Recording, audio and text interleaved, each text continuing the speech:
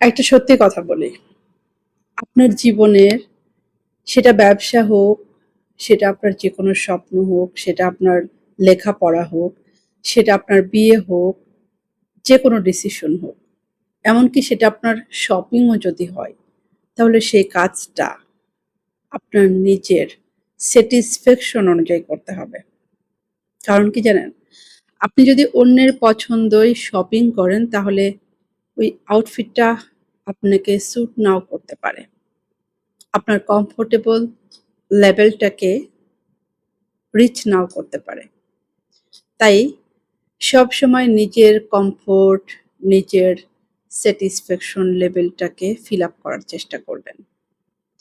জীবনের সিদ্ধান্তগুলো যখন একান্ত আপনার পার্সোনাল ব্যাপারগুলো নিয়ে হয়, তখন সিদ্ধান্তগুলো অবশ্যই আপনি নেওয়ার চেষ্টা করবেন। এটা যদি আপনি না করেন তাহলে ওই সিদ্ধান্ত অন্য কেউ নিয়ে নেবে।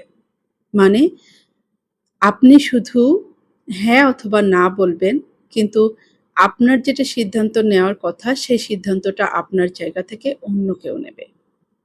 আর তখনই আপনার আনকমফোর্টেবল একটা লাইফ শুরু হয়ে যাবে।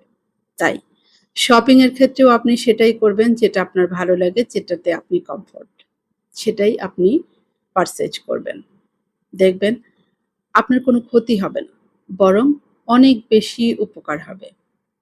আপনার বিয়ের ক্ষেত্রেও সিদ্ধান্তটা একদম আপনার নিজের নিতে হবে। পরবর্তীতে কি হবে সেটা হয়তো খুব বেশি অনেক সময় আমাদের ভাবা হয় না।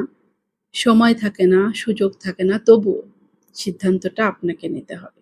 কারণ কার সাথে আপনি ৪০ বছর কাটাবেন কিংবা ৫০ বছর কাটাবেন সেই সিদ্ধান্তটা আপনার হওয়াটাই খুব বেশি সুন্দর।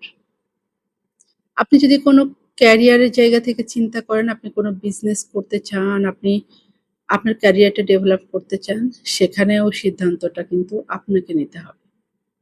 কারণ ওই জায়গাটায় কাজ আপনাকে করতে হবে। আর যেখানে আপনি পরিশ্রম করবেন, সময় দিবেন, যেটা আপনার ভবিষ্যৎ, অ্যাকচুয়ালি যেটা আপনার ফিউচার, যেটা আপনার স্বপ্ন, সেটা আপনার সিদ্ধান্তে হওয়াটা সবথেকে বেশি সুন্দর, সবথেকে বেশি পারফেক্ট। তাই জীবনে নিজের জিনিসগুলো নিজের মতো করে, নিজের টেকনিকে অর্জন করে নেওয়াটা আপনার নিজের দায়িত্ব।